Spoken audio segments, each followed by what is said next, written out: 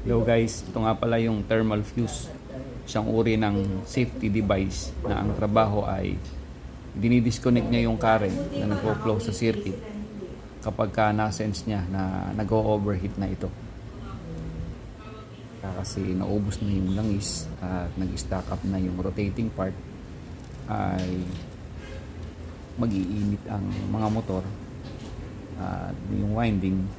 At kung halimbawa natutulog tayo at nakasindi yan, naka-turn on, maaaring mag-cause yan ng fire o umapoy yan na hindi natin namamalayan.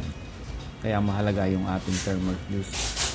Ang ginawa ko lang ay kinalas ko lang yung pagkakatali at pagkatapos in-splice ko lang at tinalian kong maigi. Nga pala guys ay sa exhaust fan, kailangan kalasin dahil nasa likod yung thermal fuse nakapwesto.